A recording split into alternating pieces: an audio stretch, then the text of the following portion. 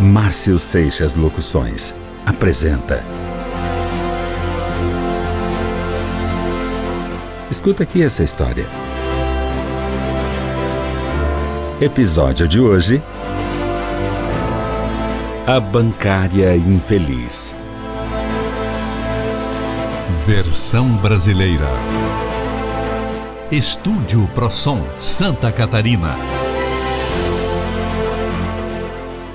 Marisa não escondeu seu desagrado quando o marido comunicou, enquanto se vestia para saírem de casa, que os pais seguiriam com eles para a lua de mel num resort do Nordeste.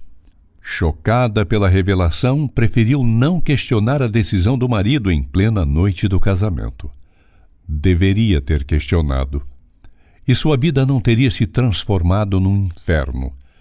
Marisa não percebeu que sua vida, seu trabalho, seus planos de vida e futuro davam os primeiros passos em direção a uma trágica roleta russa. Ao término da festa suntuosa do casamento, voltaram para casa.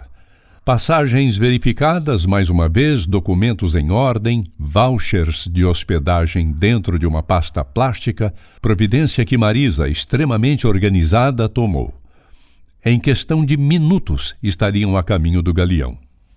A euforia de quem se afasta do trabalho para se casar e partir para uma viagem de lua de mel chega a ser um sonho. O marido, falante, fazia as últimas verificações sobre torneiras fechadas, válvulas do fogão a gás verificadas, torneiras do banheiro, janelas hermeticamente fechadas, cortinas estendidas. Tão excitado quanto Marisa, varreu o ambiente com os olhos, como a se certificar de que tudo estava certo, comunicou à mulher que os pais dele seguiriam com eles em lua de mel. Marisa riu do que pensou ser uma piada. O marido, sério, a repreendeu. Piada como? Papai e mamãe vão com a gente para o Nanau em Recife? Só então ela caiu na real. O sorriso murchou. Seu relacionamento com sogros era bom, mas era esquisito a presença deles num momento tão consagrado à privacidade de jovens recém-casados. Mais esquisito ainda foi a surpresa de se saber acompanhada pelos sogros sem ter sido avisada. Pacífica, tolerante, conseguiu disfarçar o descontentamento, aplicou um mantra de Poliana e lá se foram os 4 para o aeroporto internacional. 15 dias no Nordeste. Os primeiros sinais sérios da destruição da vida de Marisa já se insinuavam. De boa índole, muito educada, refinada até, não questionou a indelicadeza, os planos urdidos sem seu conhecimento. Apenas estranhou que uma atitude tão radical fosse revelada somente a caminho da lua de mel. Então, toda a viagem foi planejada tendo os pais como acompanhantes e nada foi comunicado a ela? Voluntarioso como era, o marido certamente acreditou que tudo o que fazia estava certo, que não era necessário explicações. Simplesmente planejou toda a programação sem trocar uma única ideia com a esposa. Qualquer pessoa sensata reagiria. Menos Marisa, conhecida por ser conciliadora. No resort, Marisa percebeu que o marido se dedicava em tempo integral a saber se a mãe estava satisfeita, se não queria comer outra coisa no farto café da manhã, perguntava se a noite tinha sido tranquila. Ele se levantava da mesa para se abastecer de itens expostos para o café e colocava um bolo a mais no prato da mãe, ou mais 2 pães de queijo no prato do pai. Para a mulher, nada. Marisa percebeu e de novo relevou. Talvez seja distração, pensou ela. Ou então o marido era tão desligado que não se dava conta da indelicadeza com a companheira. O excesso de atenção e paparicação do rapaz aos pais durante os 15 dias de permanência no resort finalmente conseguiu incomodar Marisa, que questionou o marido. Ele reagiu bem-humorado, pedindo a ela compreensão, alegando que os pais eram velhos e que essa atenção teria validade, um tempo muito curto para durar. Marisa aceitou as justificativas. Não por acaso era a gerente mais paparicada pelos clientes da agência por sua doçura, por sua presteza em resolver pendências que lhes chegavam à mesa, por orientar seus clientes. Procurada por qualquer motivo, estava sempre disponível. Não deixava pendências se acumularem. Não deixava cliente sem resposta. Líder de modos comedidos, extremamente gentil com os colegas, acumulava promoções no trabalho. Ocupava uma posição de destaque na pirâmide de cargos do banco. Até uma pessoa menos atenta percebia na movimentação e na voz de Marisa o prazer no desempenho da atividade no expediente bancário. Ao final do dia, finalizava seus relatos, apontamentos em agenda, arrumava com capricho sua mesa e chegava em casa não antes das 8 horas, para encontrar o marido em casa conversando com os pais. Depois do banho, se sentava à mesa com o marido, a sogra e o sogro. Mesmo constrangida, tentava falar alguma coisa relacionada ao seu trabalho. Não encontrava eco, porque a conversa à mesa era triangular: pai, mãe e filho conversando assuntos que só diziam respeito aos três. Marisa era solenemente ignorada. Ou, quando tentava se integrar, suas interferências eram irrelevantes. Na manhã seguinte, café à mesa, sem os sogros, apenas o marido, ela arriscou um comentário sobre a presença constante dos sogros. Desta vez o marido não gostou do que ouviu. Os pais moravam no apartamento de cima, eram velhos, solitários. Portanto, que mal havia em ter os dois perto dele, o único filho? Marisa de novo se calou. Estava intrigada com a presença constante dos velhos dentro de sua própria casa. Durante o tempo de namoro, cada um em sua casa, ela não se deu conta da relação doentia do namorado com seus pais. O trabalho no banco era seu refúgio. Ali ela tinha importância. Algumas semanas depois do casamento, o trabalho de Marisa começou a apresentar falhas. Clientes que esperavam telefonemas de volta, consultas incompletas sobre investimentos, esquecimento de compromissos importantes, relatórios inconclusos, o que lhe valeu a primeira advertência. Sua vida pessoal escorria ladeira abaixo. No trabalho, os colegas notaram o comportamento errático da colega, seus longos períodos de apatia em pleno expediente, o rosto ora angustiado, ora inexpressivo, as longas pausas quando respondia a alguma pergunta, acenderam a lâmpada vermelha da solidariedade dos colegas. Deduziram que Marisa estava depressiva, precisando urgente de férias ou um analista. Cabeça e ouvidos repletos de recomendações, indicações e receitas, ela se arrastava para o fundo do poço.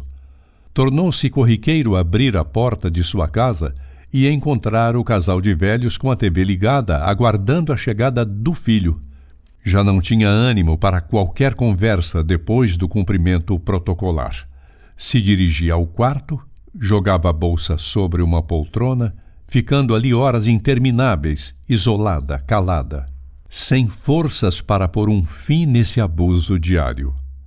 No chuveiro, ficava horas. Queria que o banho fosse eterno. Do banho, esticada na cama, tentava não pensar, mergulhada no silêncio do único reduto que ela julgava seu, sagrado, impenetrável. Marisa saberia muito em breve que não era bem assim. O marido, vindo do trabalho, trocava com ela 2 ou 3 palavras e se juntava aos pais. Marisa fazia algum movimento com o corpo só depois de ouvir o barulho da chave trancando a porta, a saída dos sogros, voltando para sua casa no andar de cima, quando a noite terminava. Por fim, Marisa desabou.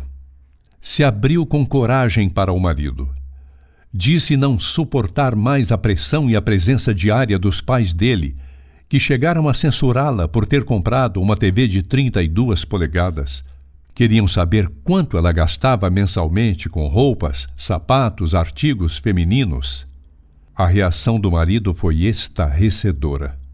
A menor das palavras ásperas que ouviu foi ingrata, porque se os pais se preocupavam com os gastos da nora, é porque pensavam no futuro dela e dos netos que um dia chegariam à vida do casal. Não bastasse isso, foi acusada de ser insensível, de não respeitar o cuidado e o amor dele pelos pais. Ela que não abrisse mais a boca para reclamar, se estivesse tão infeliz que saísse de casa, mas sem levar nada. Aos berros, alegou que tudo pertencia a ele. Era o discurso colérico de um homem a quem a vida de Marisa estava ligada, com quem planejou e conseguiu comprar o apartamento onde moravam, sendo a maior parte da entrada paga por Marisa graças aos seus investimentos e à poupança. Ela não foi trabalhar no dia seguinte. Marcou consulta com um psiquiatra. Estava muito confusa, perdida. Precisava de um antibiótico mental. Um analista ou psicólogo talvez não lhe mostrassem um caminho seguro para voltar a ter equilíbrio e seguir produtiva no trabalho. Correu à farmácia para os braços do Tarja Preta, que passou a usar sem critério. Os efeitos colaterais não tardaram a entrar em ação. O desempenho de Marisa agora era sofrível, desastroso. O maior revés chegou ainda em pleno expediente. Perdeu a função de gerência. Pensou em morrer. Pegou a bolsa na hora do almoço e voltou para casa. Queria se deitar, se isolar, não ver ninguém. Ficaria assim o resto do dia. Pegou um táxi. O marido havia confiscado o carro dela, pago por ela, cada centavo. Bastou comentar que o trânsito a enjoava por causa do barulho, do estresse e dos efeitos dos Tarja Preta para que fosse obrigada a deixar em casa a carteira de trabalho e as chaves do carro. Diligente, o marido teve medo que ela batesse o carro, destruindo-o. Passou ele a usar. Ela ia de táxi para o banco. Perdeu a confiança em dirigir. Abriu mão da mais-valia. Afinal, quem estava com o problema era ela, não ele ou os pais. Num dia em que causou constrangimento nos colegas por seu estado mental, saiu do banco e foi para casa. No elevador, sentiu os joelhos sem forças sob seu peso. Estava farta da vida. Pôs a chave na fechadura, fez movimentos lentos para abrir. Passava um pouco do 12:30. Não tinha fome. Uma vez dentro do apartamento, deu de cara com seus sogros, sentados à mesa de jantar com papéis espalhados, o sogro conferindo no talão os canhotos dos cheques que ela emitiu. Sim, o sogro e a sogra abriram a gaveta do armário do quarto, retiraram o talão de cheques de Marisa no odioso trabalho de bisbilhotar os valores e para quem foram emitidos. Ele dizia em voz alta o número do cheque, o valor e o destinatário para a mulher que teclava numa máquina de somar. Marisa, olhar opaco, rosto inexpressivo, estática, não disse palavra. O sogro logo entendeu que alguma coisa estava errada, pois a nora estava balbuciando palavras desconexas. Em pânico, telefonaram para o filho. Este, quando viu o estado da esposa, ligou para o trabalho dela relatando seu estado mental. O golpe final veio do serviço médico do banco. Marisa teria que levar uma série de papéis e documentos relativos a trabalhos na empresa para se submeter à aposentadoria compulsória por distúrbios mentais. Foi declarada totalmente incapacitada para exercer qualquer trabalho. O marido, sem qualquer traço de piedade, tratou logo de pedir a insolvência civil de Marisa. Agora, realmente, tudo era dele.